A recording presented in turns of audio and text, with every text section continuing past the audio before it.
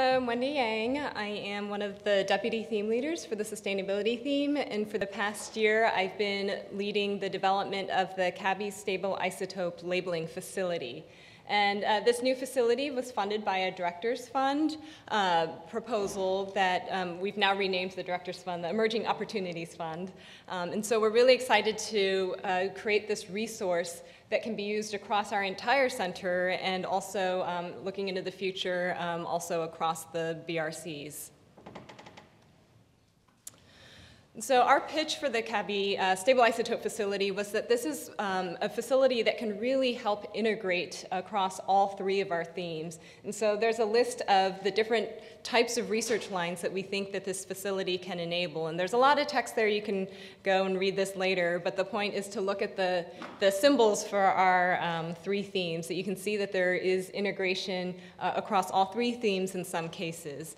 And so the facility will really enable us to conduct targeted investigations of plant and microbial processes, and also the interaction of the plants and the microbes. And so that's one of the things that, since the inception of CABBI, I've been very excited about, is that we have the opportunity to have the feedstocks theme, which focuses mostly above ground, working in collaboration with the sustainability theme, where one of our strengths is working below ground. So really looking at that connection between the changes in the plant composition that's really targeted above ground and how that's changing what the microbes are doing in terms of changing soil carbon sequestration potential, nitrate leaching, nitrous oxide emissions. So what is a stable isotope? I remember when I first started as a technician in a lab that used isotopes, I was like, what's going on? What is this isotope thing? So what are isotopes in general? They are atoms that have the same number of protons, but different numbers of neutrons. Okay, so this cartoon shows, for example, for carbon, that you can have a carbon that has an atomic mass of 12, so there's 6 protons, 6 neutrons, or there's carbon-13 that has an additional neutron. So when I often mention that I work with isotopes, people immediately think of radioisotopes, right? That's just what we're more familiar with: carbon dating, atomic bombs. So radioisotopes, they are an isotope, so they have an additional neutron in the nucleus, but that causes an instability in the nucleus. So there's excess energy that needs to be shed, and so that leads the radioisotope to undergo radioactive decay. Stable isotopes have that extra neutron, but it's stable in the nucleus, and so it does not decay into other elements.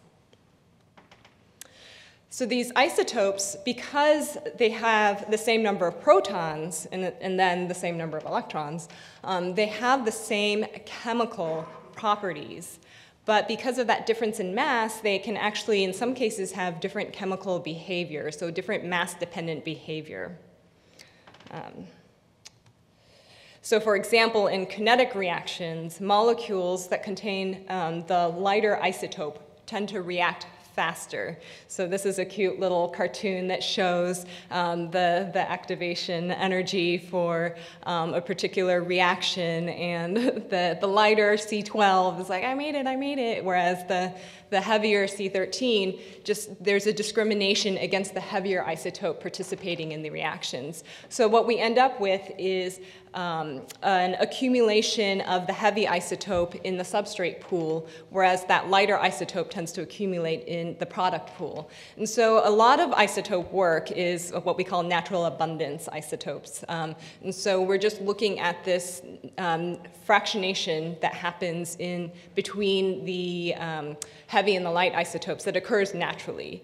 But what we're proposing to do with our labeling facility is to take advantage of the fact that the heavier isotope tends to be very rare. So these are a lot of the elements that we tend to care about with respect to biological life.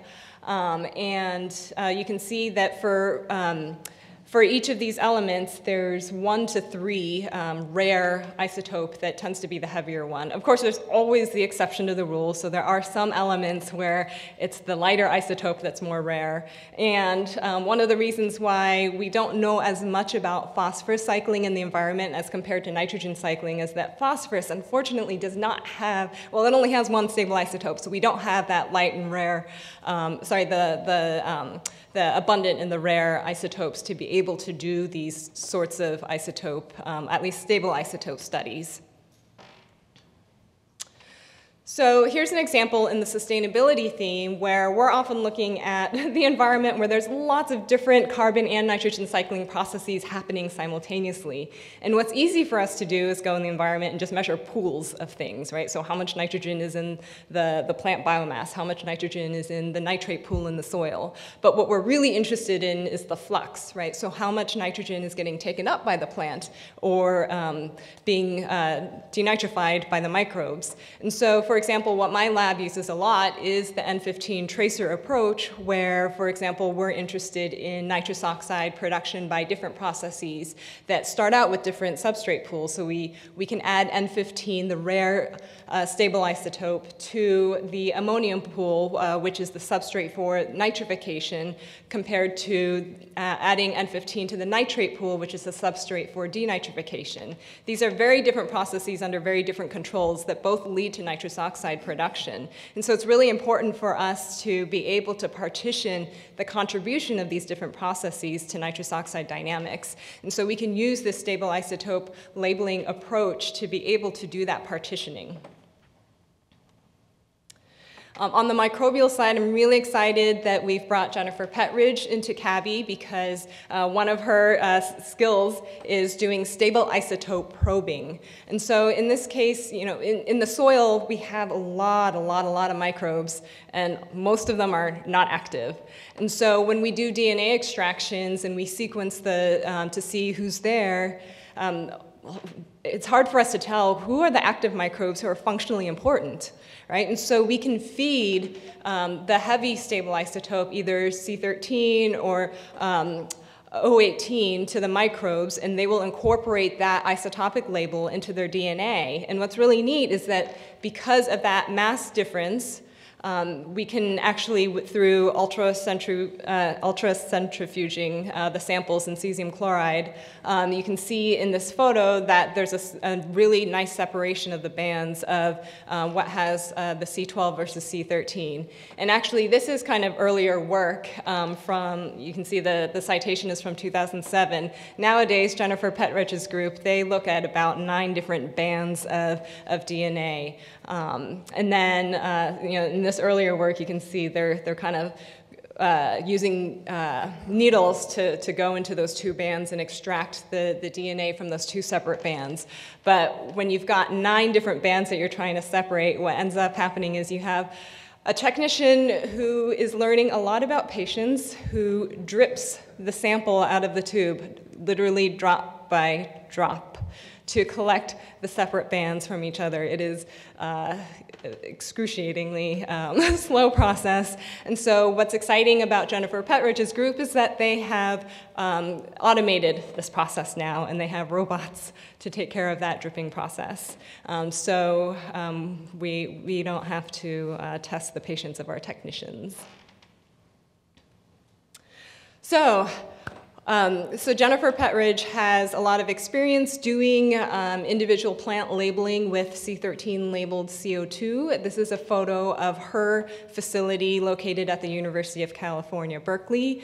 This is what they call the EPIC facility. And so we've used her design as the starting point for our facility, and there's a prize for anybody who comes up with a really epic name for our facility. So please brainstorm. Rachel and I have been thinking a lot about names. We were really lucky to bring on Ralph Moeller, who is a very experienced engineer in the School of Engineering, who is retiring soon, and he's going to continue working with us. And he's built this prototype, which he's bringing here in the afternoon, so you'll be able to take a look at it. So between Ralph and Rachel, who's my lab manager, they've been really moving forward the development of this facility. And so, yeah, what's really nice is that we can individually label plants. And so there will be a single plant inside of this tall chamber. And we have different extension pieces. And so as the plant is growing taller, we can keep adding extension pieces so that we're not wasting the really expensive C13 CO2 when the plants are pretty small.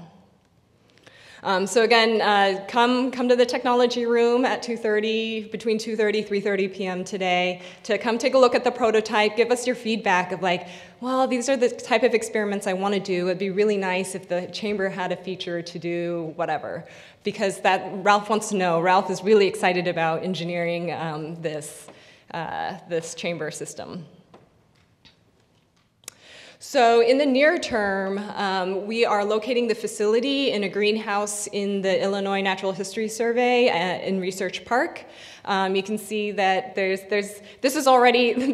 space has already been cleaned up a lot by Rachel and Ralph, but there's still a lot of work to be done to make it a usable space for us.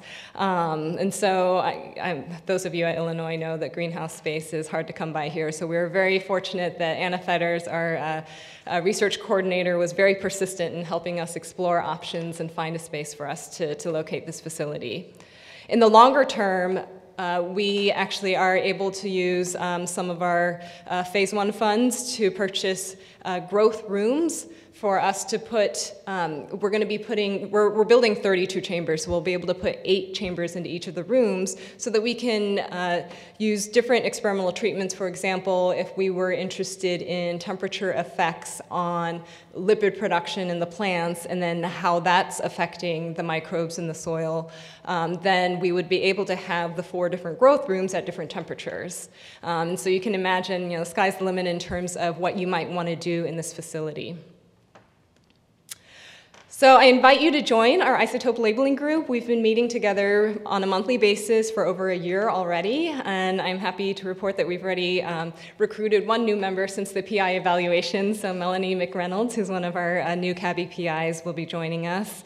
And so we have strong representation from the sustainability theme, but I know that there are more people in feedstocks and conversion who can utilize this facility, and I'm just really excited for all of us to work together across all 3 themes. And our group has been working on a concept paper describing how we can use stable isotopes within and across our themes to help accelerate our research, not only within CABBI, but across all of the bioenergy research community. So there's my email. So please contact me if you're interested in joining the group or have any ideas. And again, please come by the technology room between 2:30 and 3:30 today. Thank you.